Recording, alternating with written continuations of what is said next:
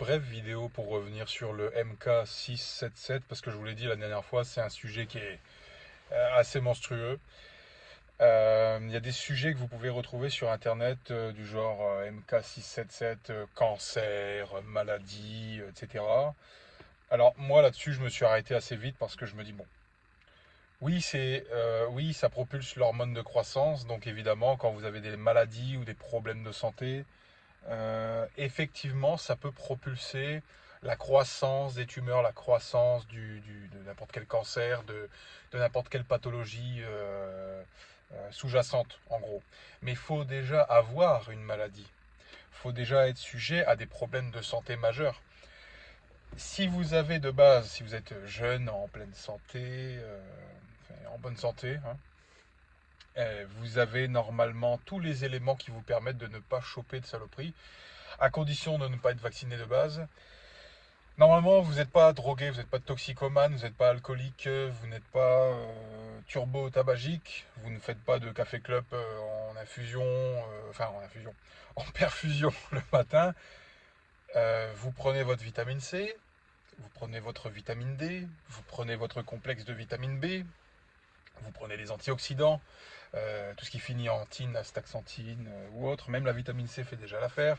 Donc en théorie, et vous avez une bonne diète, et vous vous entraînez, donc toutes des choses qui font que vous esquivez les potentiels cancers et autres saloperies de toutes les couleurs. Si vous êtes dans cette base-là, c'est-à-dire un lifestyle pas éclaté au sol, un lifestyle propre, sain, hein, le côté un esprit sain dans un corps sain, ça devrait déjà pas arriver, en principe. Donc le MK, ça pourrait donner le cancer, oui, à ma connaissance. À ma connaissance, je ne connais aucune personne qui a chopé un cancer, que ce soit avec les stéroïdes, que ce soit avec les SARMs, que ce soit avec les compléments alimentaires, et personne ne s'est jamais brûlé les reins avec la créatine et la whey. Donc, à vous de juger le truc. Je me suis fait un C4 aujourd'hui. Euh, c'est plus le C4, c'est plus le C4 d'avant, hein, ça c'est sûr. Le C4 d'avant, c'était tu prenais un demi-scoop, tu le sentais. Aujourd'hui, il te faut 3 scoops pour le sentir. Mais bon, c'est comment on appelle ça déjà, le progrès. C'est le progrès. Et c'est partout.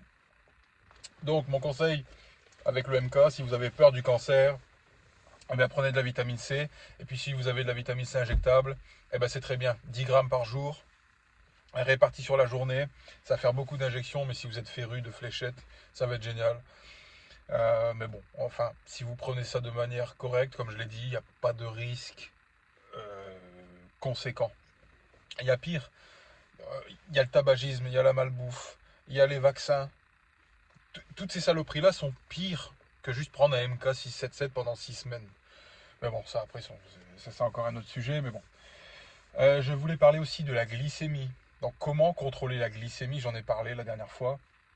Je vais vous mettre en description tous les éléments que j'utilise potentiellement pour contrôler, je ne vais pas dire diminuer, mais contrôler, stabiliser la glycémie pour pas qu'elle soit trop haute et pas qu'elle soit trop basse. Donc ça c'est intéressant aussi, à condition également d'avoir une bonne diète. Si vous avez une diète dégueulasse, déglinguée, ça ne fonctionnera pas de toute manière. C'est comme n'importe quel produit magique que tu peux prendre, n'importe quel mode, n'importe quel booster, ça ne fonctionnera pas. Ça va fonctionner, mais vous allez vous retrouver avec des problèmes. Vous allez vous retrouver avec un panel sanguin dégueulasse, une peau dégueulasse. J'en vois là où je m'entraîne, là, ils ont à peine 19-20 ans. Ça se voit de toute façon, ça se voit au faciès. On dirait qu'ils font viril, qu'ils ont des poils partout, là, mais c'est pas normal à cet âge-là. Surtout dans notre époque actuelle, avec tous les contaminants, les perturbateurs endocriniens, le plastique, on pourra en parler d'ailleurs de ça. Le plastique et toutes les saloperies, les œstrogènes partout. On se retrouve avec des bonhommes, on dirait des femmes, hein. Vraiment, on dirait des gonzesses parfois. C'est pas pour descendre les jeunes en général, mais la nouvelle génération, des mâchoires plus rentrées. Il y a le regard en fait qui veut tout dire en fait. Hormonalement, ils sont pas là. Ils sont pas là. Bon. Espérons qu'il y ait des campagnes de comment dire, des campagnes de shot de testo pour les années à venir, gratuites, remboursées par la Sécu, parce que il y en a besoin. Qu'est-ce que j'étais en train de raconter avec mes conneries là? Oui, je vais vous mettre en description tous les éléments que j'utilise. Donc le fenugrec, produit que j'adore. En gros, ce que ça va faire, c'est que ça va, grosso modo, hein, ça va utiliser les sucres que vous bouffez et les transformer, les rediriger pour devenir du glycogène plus facilement. En gros, on stocke moins. On stocke moins de fat, on stocke moins de lard, donc automatiquement, ça se transfère en glycogène plus facilement ce qu'on bouffe. Le gymnéma sylvestre, le melon amer, le bitter melon, je crois que ça s'appelle. Il y a le banaba, mais ça fait penser à banane, donc je n'utilise pas. Il y a l'oxymatrine, si je ne me trompe pas. Il y a même un autre truc aussi, mais qui est peut-être un peu toxique potentiellement. Je mettrai entre parenthèses toxique. C'est un truc qui est dosé genre à 10 mg à peine, mais qui est toxique. Mon best, ça reste le chrome. C'est très discret, mais bon, il n'y a pas besoin de surdosage. Une gélule de 200 microgrammes, c'est juste assez. 400 peut-être, maintenant 600 peut-être au maximum.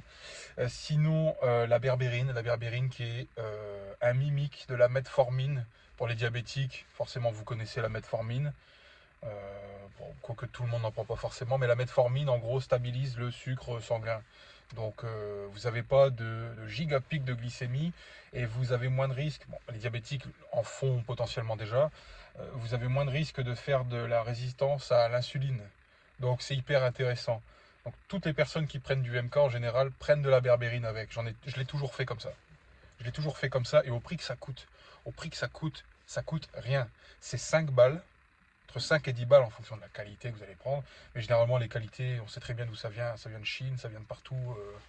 Il n'y a rien de made in France. Et quand on vous fait croire que c'est made in France, c'est pour vous vendre le produit plus cher et faire croire qu'il est vegan, kasher, halal et compagnie. Ça, c'est du scam, ça, les gars. Ça n'existe pas.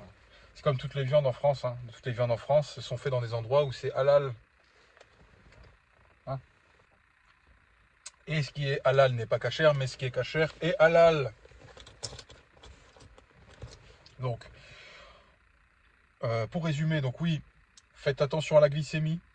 Bon, si vous pouvez le contrôler avec le pic-pic sanguin, vous le faites. Ça ne coûte rien. Perso, j'ai jamais eu d'effet terrible avec ça, sauf l'envie de bouffer.